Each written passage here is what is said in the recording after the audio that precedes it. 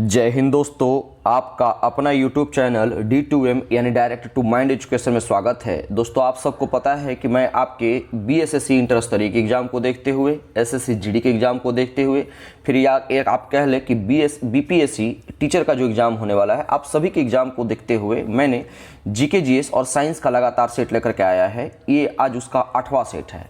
ये जितने भी सेट कराए जा रहे हैं द प्लेटफॉर्म यानी रुक्मणी पब्लिकेशन के हैं। इसके पहले भी 7 सेट करवाए जा चुके हैं और साथ ही साथ BSSC इंटर स्तरीय के सभी प्रीवियस ईयर भी क्वेश्चन कराए जा चुके हैं। अगर आप मेरे चैनल से पहली बार जुड़ रहे हैं तो आप चैनल को सब्सक्राइब कर ले और बेल आइकन को प्रेस कर ले। साथ ही साथ सभी वीडियो को आप देखना चाहते हैं तो चैनल के प्लेलिस्ट से जा करके सारे वीडियो को देख सकते हैं। अगर इस वीडियो का आप PDF पाना चाहते हैं तो आप क्या करें कि डिस्क्रिप्शन में इसका लिंक दिया हुआ है, उस पर क्लिक करके हमारे टेलीग्राम चैनल से जुड़ करके वहां से वीडियो का आप PDF ले सकते हैं। तो आइए हम एक एक करके प्रश्नों को देखेंगे। प्रश्न संख्या 1 से स्टार्ट करते हैं। प्रश्न संख्या 1 क्या कहता है कि दुनिया की सबसे महंगी करेंसी कौन सी है। प्रश्न क्या है कि दुनिया की सबसे महंगी करेंसी क्या है। आपके बहुत सारे लोगों के दिमाग में आएगा डॉलर लगाएंगे, जो कि गलत होगा। डॉलर नहीं बल्कि क्या है, इसका करेक्ट आंसर हो जाएगा ऑप्शन नंबर 1 कुवैती दिनार। कुवैती दिनार जो है दुनिया की सबसे महंगी मुद्रा है, यानी ध्यान में रखेंगे तो कितना है। तो अभी जुलाई 2023 के अनुसार जब इसको आंका गया तो भारत के जितना भी रुपया है ना, उसका लगभग 267 रुपया 36 पैसा इसका वैल्यू होता है। ध्यान में रखेंगे, ठीक है। तो इसका जो करेक्ट आंसर क्या हो जाएगा ऑप्शन नंबर 1। अच्छा, कुवैत जो है वो कब स्वतंत्र देश बना था। तो कुवैत 1961 ईस्वी में जो है स्वतंत्र देश बना था। कुवैत ये का इसमें और क्या है कि मनामा है ना। मनामा कहाँ की राजधानी है दोस्तों। तो मनामा की राजधानी अगर हम बात करें तो मनामा जो है बहरीन की राजधानी है। ध्यान में रखेंगे, मनामा कहाँ की राजधानी है तो बहरीन की राजधानी है। मैं एक एक क्वेश्चन इसलिए राजधानी का इसमें डाल रहा हूँ कि आपसे प्रीवियस ईयर में क्वेश्चन देखा गया है कि कहीं ना कहीं आपसे राजधानी से क्वेश्चन पूछा ही है, इसलिए प्रत्येक सेट में इंक्लूड भी किया गया है और मैं 1-2 एक्स्ट्रा बताने का प्रयास कर रहा हूँ, ठीक है। तो इसका जो करेक्ट आंसर क्या हो जाएगा ऑप्शन नंबर 1। अगला प्रश्न देखेंगे दोस्तों, क्वेश्चन नंबर 2 क्या कहता है। 2 कहता है कि भारतीय योजना के अनुसार संदर्भ में निम्नलिखित कथनों पर विचार कीजिए। आपको दिया हुआ है, कह रहा है कि द्वितीय पंचवर्षीय योजना ने भारी उद्योग की स्थापना पर बल दिया, बिल्कुल सही है। इसके बाद क्या कहता है कि तृतीय पंचवर्षीय योजना, तृतीय पंचवर्षीय योजना में औद्योगिकरण की रणनीति के रूप में आयात प्रतिस्थापन की अवधारणा को प्रारंभ किया। तो इसका जो करेक्ट आंसर क्या हो जाएगा ऑप्शन नंबर 3। ये दोनों के दोनों स्टेटमेंट सही हैं। मैंने आपको ट्रिक में बताया था, एक ट्रिक दिया था कुसागरो, KUSAGARO। इसका मतलब क्या था कि जो प्रथम पंचवर्षीय योजना में था, के फॉर कृषि पर जोर दिया गया था, दूसरे पर उद्योग पर जोर दिया गया था, एस पे यानी एस फॉर जो है वो स्वावलंबी पर दिया गया था, और चौथा जो है आत्मनिर्भरता, 5वां गरीबी पे। इस तरह से मैंने आपको पिछले वीडियो में बताया है। तो इस चीज़ को ध्यान में रखेंगे। मैं एक ही बात को बार बार मैं बता रहा हूँ कि मैंने बहुत सारा चीज़ें, अगर आप वीडियो से निरंतर जुड़े हैं तो मैंने बहुत सारा ऐसा चीज़ है, फैक्ट्स है जो कि पंचवर्षीय योजना से बताया है। फिर भी आप अगर जान ले कि पहली पंचवर्षीय योजना का सेशन क्या था तो 1951 से 56 रहा था। ध्यान में रखेंगे। दूसरे का 56 से 61 रहा था और तीसरे का 61 से 66 रहा था। ध्यान में रखेंगे, 56 से 61, 61 से 66 और 56 से 51 से 56, 56 से 61, दूसरे का 61 से कितना था 66 साल लेकिन था, ठीक है। ध्यान में रखेंगे दोस्तों।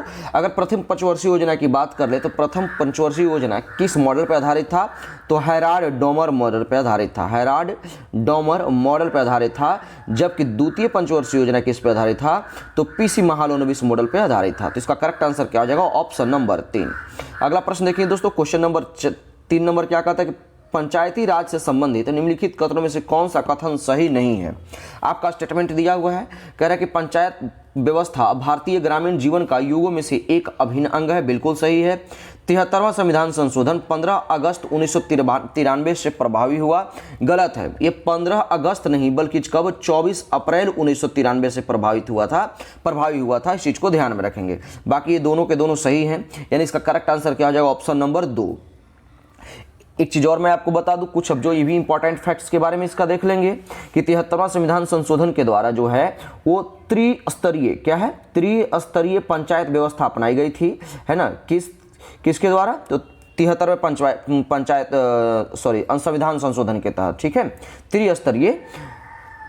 त्रिस्तरीय पंचायत व्यवस्था अपनाई गई थी। साथ ही साथ एक चीज और ध्यान में रखेंगे कि जब 73वां संविधान संशोधन अधिनियम लागू हुआ था तो इसके बाद पंचायती राज, मैंने क्या कहा, 73वां संविधान संशोधन अधिनियम के बाद पंचायती राज, ठीक है, लागू करने वाले यानी पंचायती राज अधिनियम का निर्माण करने वाला पहला राज्य कौन था?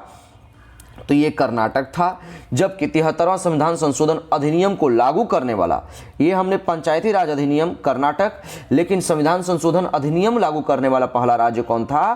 तो मध्य प्रदेश था, एमपी था। इस चीज को ध्यान में रखेंगे, बहुत ही इंपॉर्टेंट फैक्ट्स है, इसको कॉपी पे नोट कर लीजिए, आपको कहीं ना कहीं एकदम निश्चित किसी न किसी एग्जाम में छपेगा। तो इसका करेक्ट आंसर क्या हो जाएगा? Option number 2। अगला प्रश्न देखेंगे दोस्तों, क्वेश्चन नंबर 4 क्या कहता है? 4 नंबर प्रश्न कहता है कि तिलहन की फसलों के संबंध में दिए गए कथनों पर विचार कीजिए। भारत विश्व में सबसे बड़ा तिलहन उत्पादक है, गलत है। भारत तिलहन का सबसे बड़ा नहीं बल्कि तीसरे नंबर का उत्पादक देश है, चीज को ध्यान में रखेंगे। तो पहले नंबर पे कौन है? तो यूएसए, दूसरे नंबर पे चाइना, दूसरे नंबर पे जो है दोस्तों चाइना है, और तीसरे नंबर पे हम बात कर ले तो ब्राजील है। ठीक है, ध्यान में रखिएगा। लेकिन इसका अगर बात कर ले तो इंडिया का भी जो है विश्व में तीसरा स्थान आ जाता है, तो ब्राजील को चौथा नंबर पे आप रखिएगा। ठीक है, अब अगर बात कर ले कि इंडिया में जो है वो 1 नंबर पे सबसे ज़्यादा यानी अधिकतम तिलहन उत्पादन वाले राज्य कौन है? तो इसमें इसका आंसर क्या आ जाएगा? मध्य प्रदेश। इस चीज़ को ध्यान में रखेंगे, भारत में मध्य प्रदेश जो है सबसे अधिक तिलहन का उत्पादन करता है। तो इसका करेक्ट आंसर क्या हो जाएगा? ऑप्शन नंबर 2 और 3। ठीक है, ऑप्शन नंबर इसका 4 सही आंसर हो जाएगा। अगला प्रश्न देखेंगे दोस्तों, क्वेश्चन नंबर 5 क्या कहता है? 5वां प्रश्न कहता है कि steel authority of India limited यानी सेल के नए अध्यक्ष कौन बने हैं? तो 5 का जो करेक्ट आंसर क्या हो जाएगा? ऑप्शन नंबर 2 अमरेंदु प्रकाश। कौन है दोस्तों? अमरेंदु प्रकाश। अगर हम सेल की स्थापना की बात कर ले तो 24 जनवरी, कब है? 24 जनवरी 1973 ईस्वी को इसकी स्थापना हुई थी। अगला प्रश्न देखें दोस्तों, क्वेश्चन नंबर 6 क्या कहता है? 6 कहता है कि भारतीय संविधान के नागरिकों को कितने प्रकार के मौलिक अधिकार प्रदान करता है? तो मौलिक अधिकार का चर्चा किया, तो इसका करेक्ट आंसर क्या हो जाएगा? ऑप्शन नंबर 3 6 मौलिक अधिकार प्रदान है। ठीक है, ध्यान में रखेंगे कि मौलिक अधिकार का जो उल्लेख है संविधान के भाग 3 अनुच्छेद 12 से 35 में इसकी चर्चा की गई है। हालांकि स्टार्टिंग में जो था ना वो मौलिक अधिकार 7 था, लेकिन 44वां संविधान संशोधन 1978 के तहत संपत्ति के अधिकार को निकाल करके और अनुच्छेद 300 के क में रख दिया गया। ध्यान में रखिएगा। एक चीज और फैक्ट, इंपॉर्टेंट फैक्ट ध्यान में रखिएगा कि संविधान के भाग 3 को ही, क्या है? संविधान के भाग 3 को ही ना भारतीय नागरिकों का अधिकार पत्र या फिर मैग्ना कार्टा कहा जाता है। तो ये बहुत ही इंपॉर्टेंट फैक्ट है, इस चीज को ध्यान में रखेंगे। अगला प्रश्न देखें दोस्तों, क्वेश्चन नंबर 7 क्या कहता है? कहता है कि किस भारतीय जलप्रपात में राजा, रानी, रॉकेट और रोरर नामक 4 अलग अलग झरने हैं? तो इसका जो करेक्ट आंसर क्या हो जाएगा? ऑप्शन नंबर 4 जोग। ठीक है, जोग जलप्रपात में, जोग या गरसोप्पा के नाम से इसी को हम जानते हैं, चीज को ध्यान में रखेंगे। अच्छा, हम देख लेंगे कि दूध सागर कहाँ है? तो दूध सागर जो है दोस्तों गोवा में स्थित है। जबकि अथिरापल्ली जो ये कहाँ है? तो ये केरल में है। हिरणी की बात कर ले, हिरणी नहीं हिरणी होना चाहिए, तो हिरणी की बात कर ले तो हिरणी जो है झारखंड में है। जबकि जोग कहाँ है दोस्तों? तो जोग जलप्रपात कर्नाटक में है। इसका नाम ही है, क्या है? जोग जलप्रपात या गरसोप्पा जलप्रपात। ठीक है, ये किस नदी पर अवस्थित है? तो इस शरावती नदी पर, ध्यान में रखेंगे। अगला प्रश्न देखें दोस्तों, क्वेश्चन नंबर 8 नंबर प्रश्न क्या कहता है? 8 नंबर कहता है कि पूरा पाषाण काल में लोग कहां रहते थे? तो इसका जो करेक्ट आंसर क्या हो जाएगा? ऑप्शन नंबर 2, सॉरी माफ कीजिएगा, ऑप्शन नंबर 1 पहाड़ के कंदराओं में। पूरा पाषाण काल में कहां रहते थे? पहाड़ के कंदराओं में। अच्छा, इससे इंपॉर्टेंट फैक्ट देख लें तो पूरा पाषाण काल की जो है भारत में प्रथम स्थान जो खोजी गई थी वो कब खोजी गई थी और किसने खोजा था? तो 13 मई को भारत में। ठीक है, ध्यान में रखेंगे, 13 मई 1863 ईस्वी को जो है किसके द्वारा? रॉबर्ट ब्रूस फुट के द्वारा। लिख लीजिएगा, रॉबर्ट ब्रूस फुट के द्वारा जो है, ब्रूस फुट के द्वारा जो है भारत में पहला पूरा पाषाण काल की खोज की गई थी 13 मई 1863 को। ठीक है, तो इसका करेक्ट आंसर क्या हो जाएगा? Option number 1। अगला प्रश्न क्या है? कहता है कि संसार में सबसे बड़ा डेल्टा कौन बनाती है?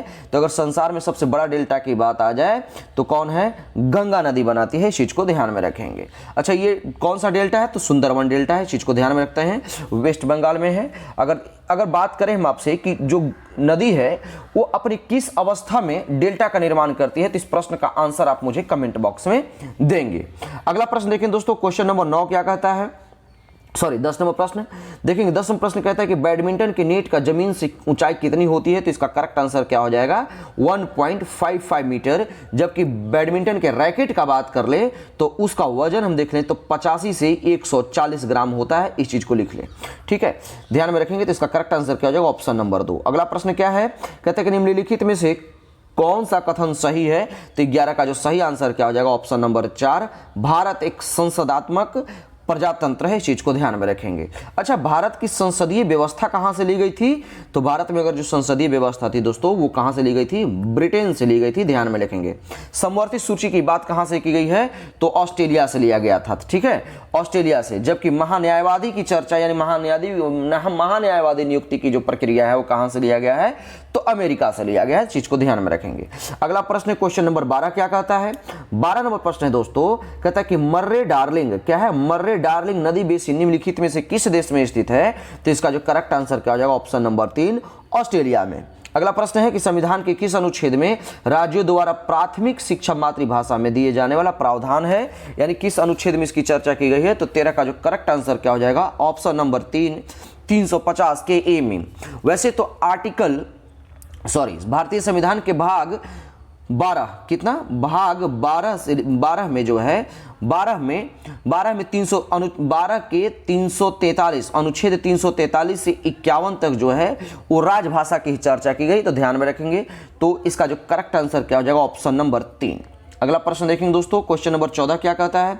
14 कहता है कि विश्व में सर्वप्रथम विधि संहिता बनाने वाला राजा कौन था? तो इसका जो करेक्ट आंसर क्या हो जाएगा? Option number 1, हम्बुराबी। ठीक है, हम्बुराबी कहाँ का शासक था दोस्तों? तो ध्यान में रखेंगे, ये जो है बेबीलोन का शासक था हम्बुराबी। ध्यान में रखिएगा। तो इसका करेक्ट आंसर क्या हो जाएगा? Option number 1। अगला प्रश्न क्या है कि निम्नलिखित में से कौन से राष्ट्रपति पूछ रहा है। ध्यान में रखिएगा। राष्ट्रपति लगातार 2 कार्यकाल के दौरान राष्ट्रपति पद पर कार्यरत रहे हैं। तो इसका करेक्ट आंसर क्या हो जाएगा? Option number 3, doctor Rajendra Prasad. ठीक है, इनको सबसे पहले संविधान सभा जो है ने कब इनको राष्ट्रपति चुना था? तो लिख लेंगे आप इसको 24 जनवरी 1950। आप जानते होंगे, निश्चित तौर पे जानते होंगे, लेकिन जब डेट दे देगा आपके ऑप्शन में तो मे भी आप वहां पे गड़बड़ कर सकते हैं। तो इसका इसीलिए मैंने आपको डेट क्लियर करवाया। 24 जनवरी 1950 को भारतीय संविधान सभा के द्वारा इनको राष्ट्रपति चुना गया था। लेकिन लगातार 2 बार उपराष्ट्रपति बनने वाले कौन थे? तो डॉक्टर एस राधाकृष्णन थे। ध्यान में रखेंगे। इसका करेक्ट आंसर क्या हो जाएगा? Option number 3।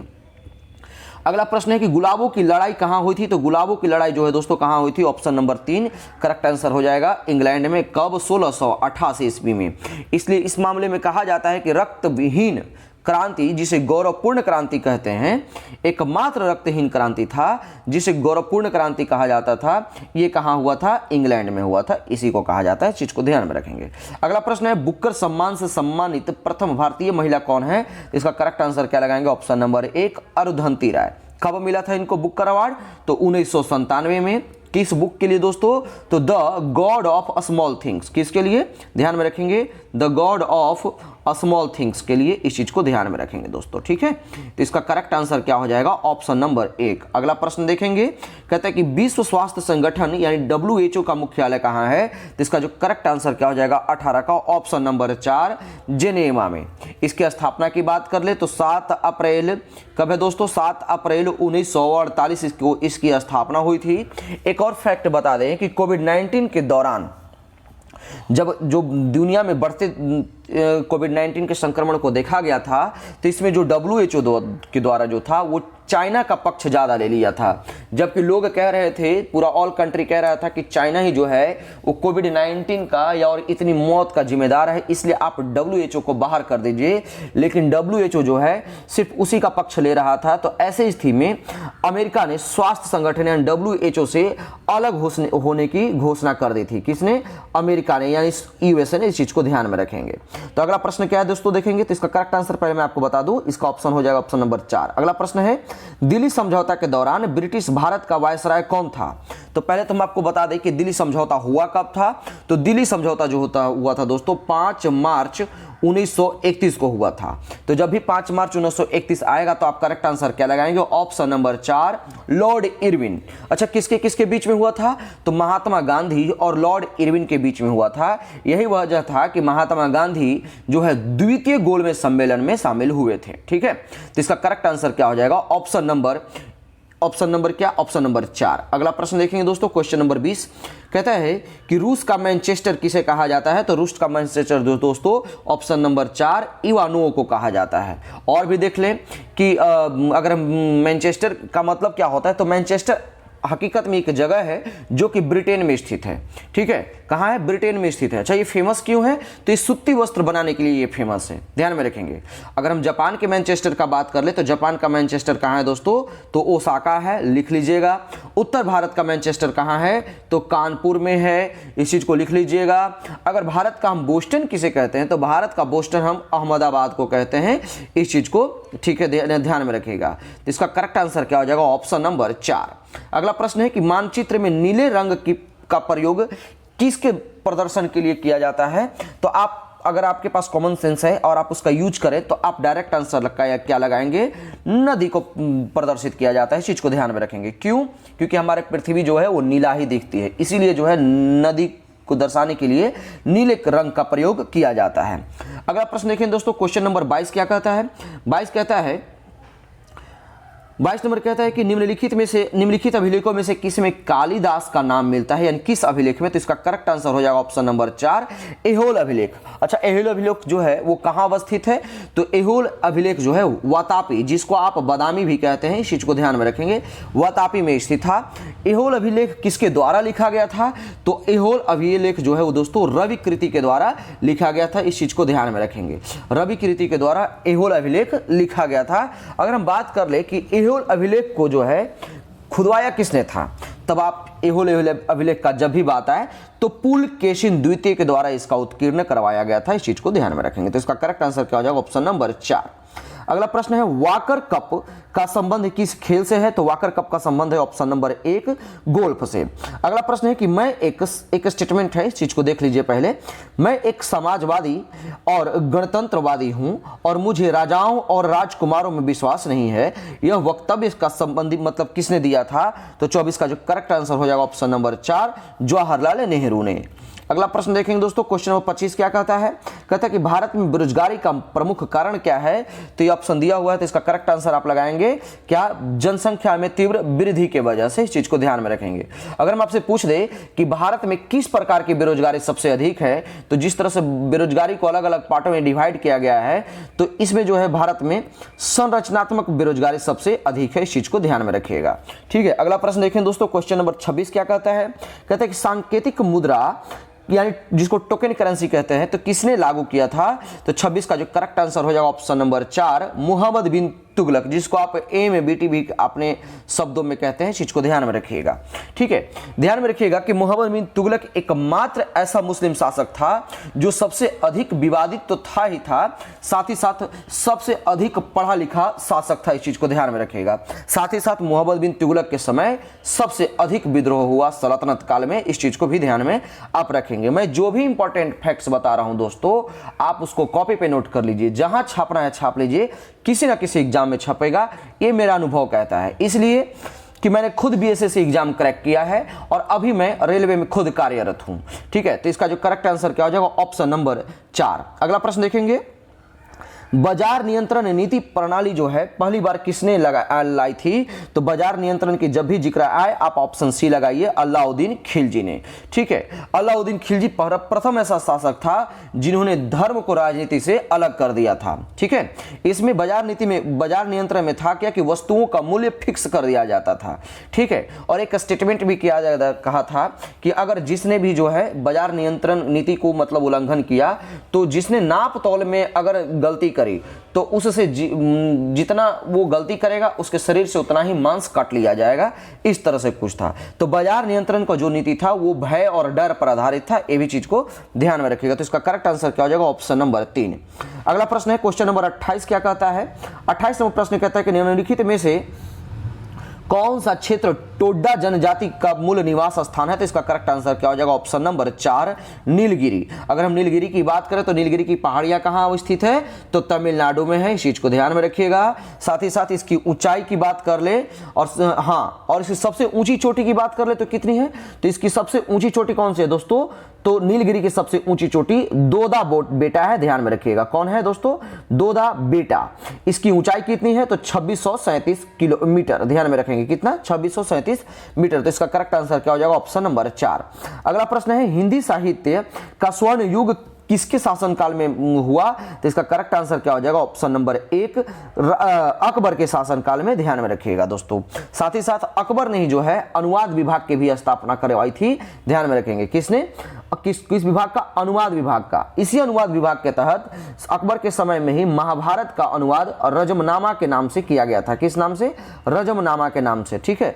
जबकि बदायूनी ने जो है रामायण का जो है फारसी अनुवाद किया था, इस चीज को ध्यान में रखिएगा। तो इसका करेक्ट आंसर क्या हो जाएगा, ऑप्शन नंबर 1। अगला प्रश्न है कि बिहार में कुल जनसंख्या का कितना प्रतिशत भाग कृषि पर आश्रित है, तो इसका करेक्ट आंसर क्या हो जाएगा, ऑप्शन नंबर 2 77%। अगला प्रश्न है कि निम्नलिखित में से किस एक्ट के द्वारा भारत के वायसराय को अध्यादेश जारी करने की शक्ति प्रदान की गई है, तो 31 का जो करेक्ट आंसर क्या हो जाएगा, option number 2 Indian council act 1861। अच्छा, ये तो ठीक है।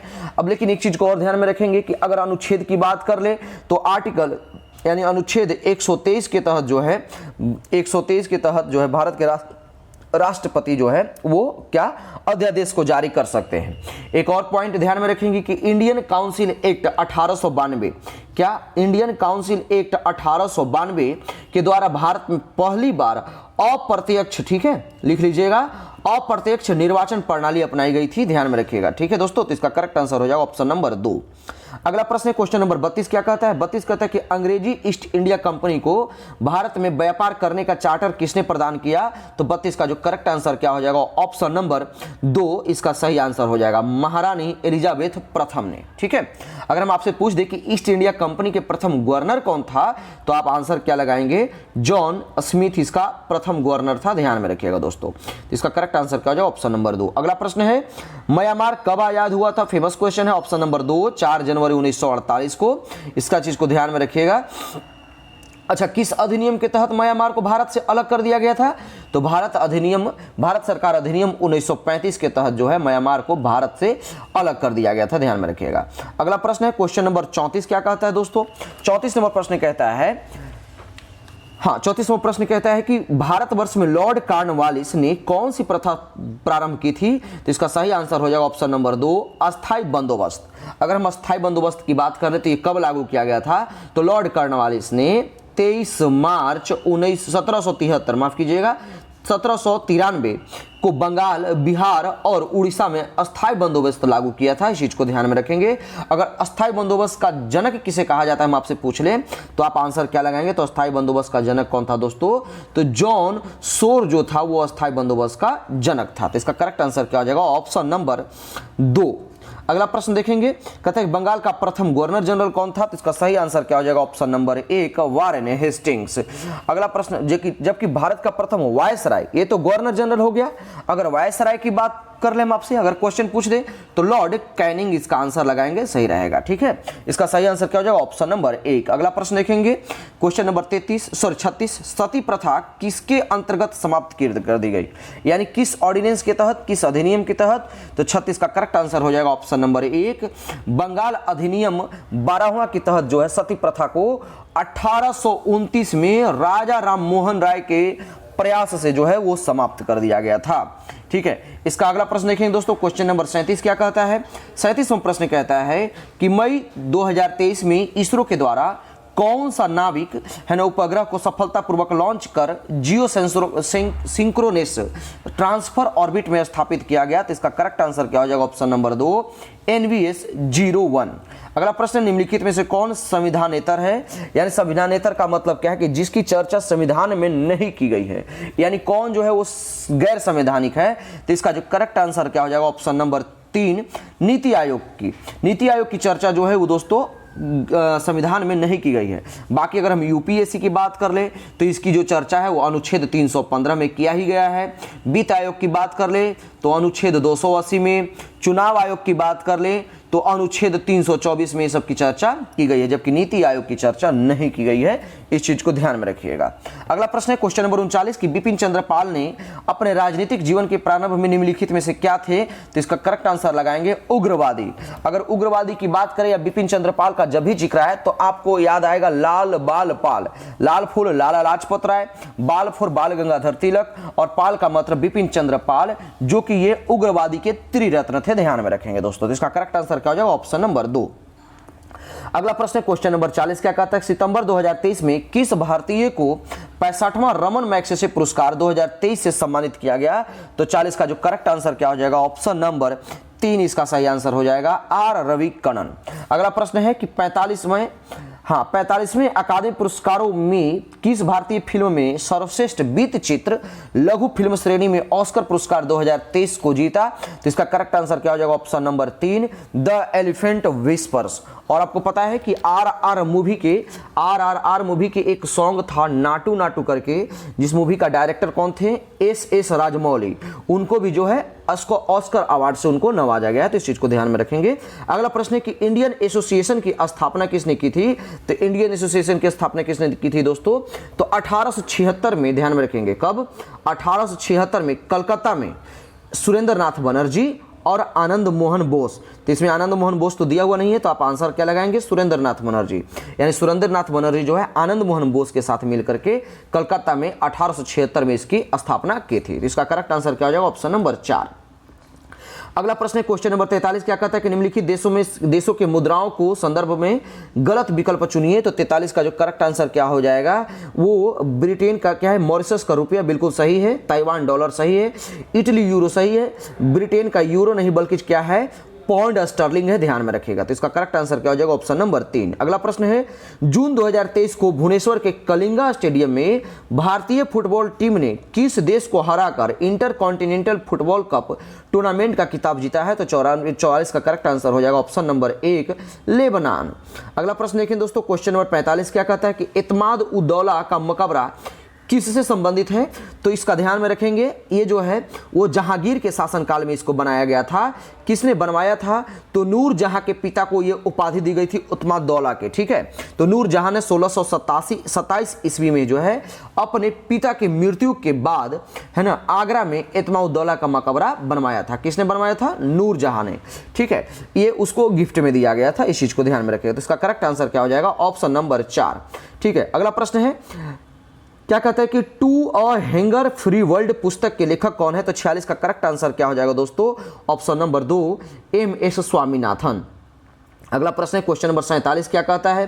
47 कहता है कि भारत के महान ज्योतिषाचार्य आर्यभट्ट जो है बिहार के किस नगर से गहरा संबंध है? तो इसका करेक्ट आंसर क्या हो जाएगा? Option number 2, Pataliputra. इसलिए पाटलिपुत्रा है, वैसे तो पटना के कहाँ से मसौड़ी या तरेंगना एक जगह है वहां से थे, लेकिन पाटलिपुत्रा जो है पहले के नाम पुराना था इसलिए पाटलिपुत्रा दिया गया, ठीक है। तो इसका करेक्ट आंसर क्या हो जाएगा? Option number 2। अगर हम आर्यभट्ट से बात कर ले तो इनका जो जन्म हुआ था कब हुआ था दोस्तों? तो 476 ईस्वी में, ध्यान में रखिएगा 476 ईस्वी में। साथ ही साथ आर्यभट्ट ने एक पुस्तक भी लिखी थी जिसको सूर्य सिद्धांतिका या आर्यभट्टियम भी कहते हैं, ध्यान में रखिएगा। और आप जो पाई पढ़ते हैं, पाई का वैल्यू किसने दिया था? तो पाई का वैल्यू भी जो है वो आर्यभट्ट ने दिया था। तो इसका करेक्ट आंसर क्या हो जाएगा? Option number 2। अगला प्रश्न है हिटलर के किस देश पर आक्रमण के परिणाम स्वरूप द्वितीय विश्व युद्ध आरंभ हुआ? तो अभी तो मैंने बताया पोलैंड के आक्रमण के थ्रू। कब हुआ था पोलैंड पर आक्रमण? कब हुआ था? हिटलर ने कब किया था? तो 1 सितंबर 1939 को। क्या 1 सितंबर 1939 को हिटलर ने पोलैंड पर आक्रमण कर द्वितीय विश्व युद्ध का आगाज कर दिया था। इस चीज को ध्यान में रखिएगा। इसका करेक्ट आंसर क्या हो जाएगा? Option number 3। अगला प्रश्न है 49 नंबर, कहता है कि अगस्त 2023 में लावारिस जमा पता लगाने के लिए उद्गम पोर्टल को किसके द्वारा लॉन्च किया गया? तो इसका करेक्ट आंसर क्या हो जाएगा 49 का? ऑप्शन नंबर 1, आरबीआई के द्वारा। अगला प्रश्न है 23 अगस्त 2023 को किस भारतीय खिलाड़ी को भारतीय निर्वाचन आयोग द्वारा राष्ट्रीय आइकन नियुक्त किया गया है, यानी ब्रांड एम्बेसडर किसे बनाया गया? तो इसका करेक्ट आंसर क्या हो जाएगा? Option number 1, Sachin Tendulkar. अगला प्रश्न देखेंगे दोस्तों, ये आपसे पूछ रहा है कि शक्ति का बीमीय सूत्र क्या होता है? तो आप फॉर्मूला जानते हैं, P = फोर्स बाई एरिया, ठीक है। फोर्स को हम m × a भी लिखते हैं और एरिया को आप L² से लिख दीजिए। m का मतलब क्या यहाँ पर हो गया? L, ठीक है। L जो है इसका SI यूनिट होता है और इसका क्या होता है? मीटर पर सेकेंड स्क्वायर। तो हम m का m ही हो जाएगा, मास मतलब यहाँ पर है तो m हो जाएगा, और L² × t है ना। टी क्या होता है त्वरण का? तो मीटर पर सेकेंड स्क्वायर होता है ना, तो t माइनस हम 2 यहाँ पे लिख देंगे, ठीक है। और नीचे जो होता है वो L² होता है, तो एक L से तो एक L कैंसिल हो जाएगा। तो ध्यान में रखेंगे क्या बचेगा? m L - 1 t - 2। इसका करेक्ट आंसर क्या हो जाएगा दोस्तों? ऑप्शन नंबर इसका क्या हो जाएगा? ऑप्शन नंबर 51 का ऑप्शन नंबर दोस्तों क्या हो जाएगा, ऑप्शन नंबर इसका 51 का 1 नंबर इसका सही आंसर हो जाएगा। ml-1 t-2, ml-1 t-2 कहाँ है देख लेंगे, ml-1 t-2 ऑप्शन नंबर 3 माफ कीजिएगा इसका सही आंसर होगा। अगला प्रश्न देखें दोस्तों, क्वेश्चन नंबर 52 क्या कहता है, 52 कहता है कि बॉयल के नियम का सूत्र क्या है, तो ये आपसे पूछ रहा है, तो इसका करेक्ट आंसर क्या हो जाएगा, भी डायरेक्टली प्रोपोर्शनल टू 1/p। ठीक है, साथ ही ऐसे हम ऐसे देख ले कि बॉयल का नियम कहता क्या है, तो बॉयल का नियम कहता है कि स्थिर ताप पर गैस की नियत मात्रा का आयतन उसके दाब का व्युत्क्रमानुपाती होता है। ठीक है, इस चीज को ध्यान में रखेंगे। अगला प्रश्न है, 60 मिलीग्राम प्रति लीटर से कम सांद्रता वाले युक्त पानी को आमतौर पर सौम्य माना जाता है। सौम्य माना जाता है मतलब कि आप उसको यूज करने के लिए तो उसमें क्या घोला हुआ होता है, तो ध्यान में रखेंगे कैल्शियम कार्बोनेट। ऐसे भी आपको पता है कि जल में जो है क्या क्या घोला होता है, तो मैग्नीशियम, कैल्शियम के कार्बोनेट, ठीक है, क्लोराइड तथा सल्फेट के लवण इसमें घुले हुए थे, तो इसका करेक्ट आंसर क्या हो जाएगा, ऑप्शन नंबर 1। अगला प्रश्न है दोस्तों, क्वेश्चन नंबर 54 क्या कहता है, कहता है कि सरल लोलक की कोई प्रभावी लंबाई को मापन में प्रतिशत त्रुटि अगर 2% है तथा आवर्तकाल की मापन में प्रतिशत त्रुटि 1% है, तो जी के मापन में अधिकतम त्रुटि कितनी हो जाएगी, तो 54 का जो करेक्ट आंसर हो जाएगा ऑप्शन नंबर 1। हालांकि ये फॉर्मूला पे है, फॉर्मूला क्या इसका होता है, t = 2 pi under root 1l/g। इस फॉर्मूला पे बेस ये फॉर्मूला क्वेश्चन है, इसलिए इसका मैं डायरेक्ट आपको आंसर बता रहा हूं, इसका ऑप्शन नंबर 1 होगा। अगला प्रश्न क्या है दोस्तों, कहता है कि चुंबकीय अनुनाद पर आधारित है कौन, MRI स्कैनिंग। ध्यान में रखेंगे। अच्छा, MRI का फुल फॉर्म क्या होता है, तो मैग्नेटिक रेजोनेंस इमेजिंग। ठीक है, क्या होता है, मैग्नेटिक रेजोनेंस इमेजिंग। अगर हम सीटी स्कैन की बात कर ले तो सीटी स्कैन में किस किरण का यूज किया जाता है, तो एक्स किरण का यूज किया जाता है, ध्यान में रखिएगा दोस्तों। ठीक है, तो इसका जो करेक्ट आंसर क्या हो जाएगा दोस्तों, ऑप्शन नंबर 2। अगला प्रश्न है कि अभिकेंद्रीय बल सदैव कार्य करता है, यानी कैसे, तो इसका सही आंसर क्या हो जाएगा, ऑप्शन नंबर 1, केंद्र की ओर त्रिज्या के अनुदिश ये कार्य करता है। अगर हम अभिकेंद्रीय बल की फॉर्मूला देख लें तो F में क्या हो जाता है, mv²/r। ठीक है, इस चीज को ध्यान में रखिएगा, ये अभिकेंद्रीय बल का निकालने का फॉर्मूला हो गया। ठीक है, अगर हम एक चीज और बता दूं कि अभिकेंद्रीय बल जो होता है ना, हमेशा वृत्त के केंद्र से बाहर की ओर कार्य करता है, न कि अंदर की ओर। ध्यान में रखिएगा, जो कि एक आभासी बल होता है, तो इसका करेक्ट आंसर क्या हो जाएगा, ऑप्शन नंबर 1। अगला प्रश्न देखेंगे दोस्तों, क्वेश्चन नंबर 57 क्या कहता है, सही कथन छाटिए। तो इसमें सही कथन की बात करेंगे तो इसका ऑप्शन सही आंसर क्या हो जाएगा, ऑप्शन नंबर 2। चाल में केवल परिमाण और वेग में केवल परिमाण एवं दिशा दोनों होता है, इस चीज को ध्यान में रखिएगा। अगर हम त्वरण की बात कर ले तो फॉर्मूला क्या होता है, तो v - u/t। ठीक है, इस चीज को ध्यान में रखिएगा। चाल किस तरह की राशि है, तो चाल जो है दोस्तों अदिश राशि है, जबकि वेग सदिश राशि है। अगला प्रश्न देखिए दोस्तों, क्वेश्चन नंबर 58 क्या कहता है, 58 कहता है कि यदि प्रक्षेप्य के वेग को दुगना कर दिया जाए, यानी स्केप की बात कर रहा है, स्केप वेलोसिटी की बात कर रहा है, को दुगना कर दिया जाए तो उसका अधिकतम परास क्या हो जाएगा, तो 58 का करेक्ट आंसर हो जाएगा ऑप्शन नंबर 2, 4 गुना हो जाएगा। अगला प्रश्न देखें दोस्तों, क्वेश्चन नंबर 59 क्या कहता है, 59 कहता है कि निम्नलिखित में से किस बीमारी के लिए ट्राइवैलेंट, ध्यान में रखिएगा, ट्राइवैलेंट के स्थान पर बाइवैलेंट यानी बाइवैलेंट ORP देने का निर्णय भारत सरकार ने लिया है, तो इसका जो करेक्ट आंसर क्या हो जाएगा, 59 का ऑप्शन नंबर 4, पोलियो ने। ठीक है, अगर हम पोलियो की बात कर ले तो पोलियो किस तरह की डिजीज है, तो पोलियो जो है दोस्तों वायरल डिजीज है। इसके वायरस का नाम क्या है, तो लिख लीजिएगा पॉलीमिलाइट्स। क्या नाम है इसका, पॉलीमिलाइट्स, इसका जो है दोस्तों मिलाइट्स इसके वायरस का नाम है, इसको लिख लीजिए, किसी न किसी एग्जाम में छपेगा। अगर हम पोलियो वैक्सीन की खोज किसने की थी, हम आपसे पूछ लें तो किसने की थी दोस्तों, तो जोनास साल्क ने। ठीक है, किसने, कहीं आपको जॉन ई साल्क भी मिल जाएगा, तो जोनास साल्क ने, इस चीज का ध्यान में रखिएगा, इसके वैक्सीन का खोज इन्होंने किया था। इसका सही आंसर क्या हो जाएगा, ऑप्शन नंबर 4। अगला प्रश्न क्या है, कहता है कि परमाणु के उपकोषों के भरने के क्रम नियंत्रित होता है, तो इसका सही आंसर क्या हो जाएगा, आपबाउ के सिद्धांत पर यह आधारित होता है, इस चीज को ध्यान में रखिएगा। अगला प्रश्न है कि क्षैतिज वृत्त के नियत चाल से गतिशील वस्तु के लिए क्या नियत रहता है, तो 61 का जो करेक्ट आंसर हो जाएगा, केवल गतिज ऊर्जा जो है दोस्तों नियत रहता है। अगला प्रश्न देखें दोस्तों, क्वेश्चन नंबर 62 क्या कहता है, 62वां प्रश्न कहता है कि निम्नलिखित में से कौन सा कथन गलत है, तो कथन गलत की बात कर लेंगे तो ऑप्शन नंबर 1 यानी ओजोन ऑक्सीजन के 2 परमाणुओं से मिलकर बनता है, तो ये तो बिल्कुल ही गलत है, बाकी पढ़ने की जरूरत ही नहीं है। ये O3, आप ओजोन का आणविक सूत्र जानते हैं O3, तो इसमें तो ओजोन जो है ऑक्सीजन के 3 परमाणु है, तो इसमें 2 ही की चर्चा की है, तो इसका करेक्ट आंसर क्या हो जाएगा, ऑप्शन नंबर 1। अगला प्रश्न क्या है दोस्तों, क्वेश्चन नंबर हम 63 देखेंगे, कहता है कि CH3OH किसका रासायनिक सूत्र है। तो पहले तो हम OH को देख लेंगे। तो OH क्या है, एक फंक्शनल ग्रुप है जो कि अल्कोहल का है। अब अल्कोहल तो सारे में दिख रहा है हमें, ठीक है, अल्कोहल तो सारे में दिख रहा है। अब CH की बात है तो आप केमिस्ट्री जब पढ़े होंगे 12th में तो थोड़ा सा जानते होंगे, इसका एक केमिस्ट्री का एक काउंटिंग होता है। कहां से शुरू होता है, C से, कार्बन का मैं काउंटिंग बता दूंगा। तो C1 C2 C3 इस तरह से। तो C1 को तो नहीं डिनोट करते हैं, तो लिखेंगे क्या होता है, meth, eth, prop, but, pent, hex, oct, इस तरह से करके, ठीक है, होते रहता है। तो कार्बन 1 है तो इसका जो हम स्टार्टिंग कहां से करेंगे, मेथ। तो किस में लगा हुआ है, मेथिल अल्कोहल। इसका नाम क्या हो जाएगा, मेथिल अल्कोहल। अगर यहां पर फॉर्मूला होता C2H5OH तो अब आप क्या यहां पर लगाते, ये मेथ के बाद ये एथ है तो आप वहां पे क्या लगा देंगे, एथिल अल्कोहल लगा देते हैं। तो लेकिन इसमें सिंगल कार्बन है। इसका करेक्ट आंसर क्या हो जाएगा, ऑप्शन नंबर 2। अगला प्रश्न देखेंगे, ऑक्जेलिक एसिड H2C2O4 में कार्बन की संयोजकता कितनी है। तो इसका जो करेक्ट आंसर क्या हो जाएगा, ऑप्शन नंबर 3 इसका सही आंसर हो जाएगा। कितने, 3 संयोजकता है, इस चीज को ध्यान में रखेंगे। अगर हम संयोजकता की बात कर लें तो आवर्त सारणी में जैसे आप बाएं से दाएं की ओर जाते हैं तो संयोजकता की मान वैल्यू कुछ इस तरह से होता है। क्या होता है, 1 होता है, 2 3 4 3 2 1 और 0। इस चीज को ध्यान में रखेंगे। जैसे ही आवर्त सारणी में आप बाएं से दाएं जाते हैं तो आपको संयोजकता मिलेगा, ठीक है, इस चीज को ध्यान में रखिएगा। अगला प्रश्न देखें दोस्तों, क्वेश्चन नंबर 64 के बाद हम 65 देख लेंगे।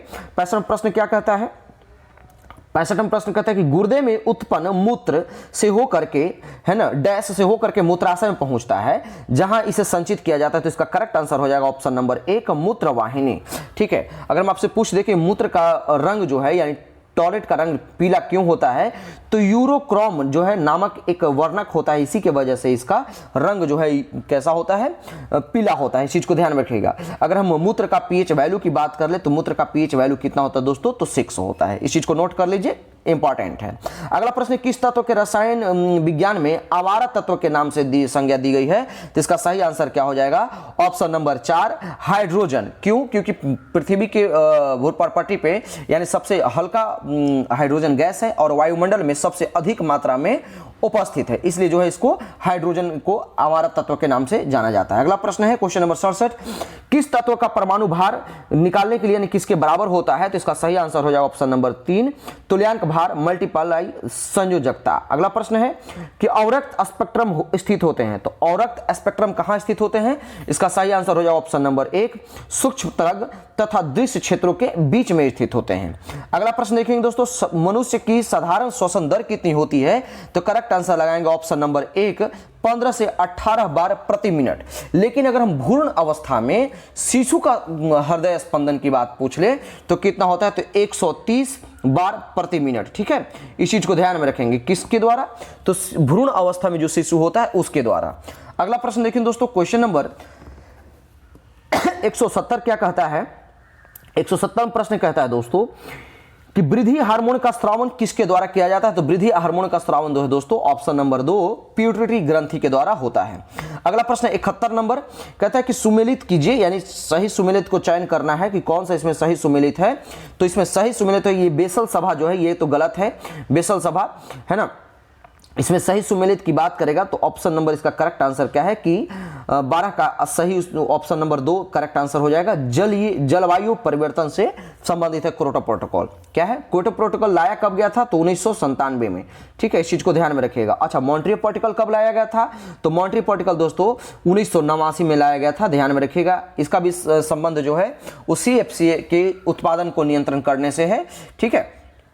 जबकि रामसर सभा कब लाया गया था, तो 1975 में लाया गया था, इस चीज को ध्यान में रखिएगा, ठीक है। तो इसका जो करेक्ट आंसर क्या हो जाएगा, ऑप्शन नंबर 2। अगला प्रश्न देखें दोस्तों, क्वेश्चन नंबर 72 क्या कहता है।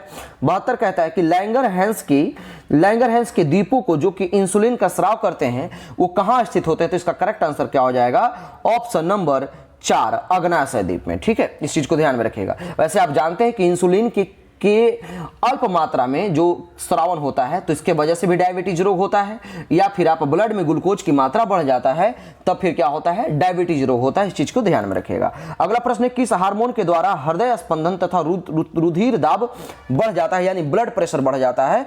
तो 73 का करेक्ट आंसर क्या हो जाएगा, ऑप्शन नंबर 2 एड्रिनलिन के वजह से। ठीक है, अगला प्रश्न देखेंगे दोस्तों, क्वेश्चन नंबर 74 क्या कहता है, कहता है कि बीसीजी का टीका नवजात शिशु को कितने दिन के भीतर लगाया जाना चाहिए? तो 74 का करेक्ट आंसर क्या हो जाएगा, ऑप्शन नंबर 1 6 माह के भीतर। और आज के सेशन का लास्ट प्रश्न है, सर्वाधिक क्रियाशील हैलोजन कौन सा है? तो ध्यान में रखेंगे 75 का करेक्ट आंसर क्या हो जाएगा, ऑप्शन नंबर 4 फ्लोरीन। ऐसे फ्लोरीन की बात कर ले तो फ्लोरीन जो है सबसे अधिक विद्युत ऋणात्मकता होता है ना, जबकि सबसे अधिक इलेक्ट्रॉन बंधुता की बात कर ले तो सबसे अधिक इलेक्ट्रॉन बंधुता जो है दोस्तों वो क्लोरीन की होती है। दोनों के दोनों इंपॉर्टेंट तत्व हैं, ध्यान में रखिएगा। उम्मीद करते हैं कि आपको सेशन पसंद आए। अगर आप सेशन पसंद आए तो आप अधिक से अधिक शेयर करें और सब्सक्राइब करें, लाइक करें। अगला सेशन जो है दोस्तों सेट कल लेकर के आया जाएगा। धन्यवाद।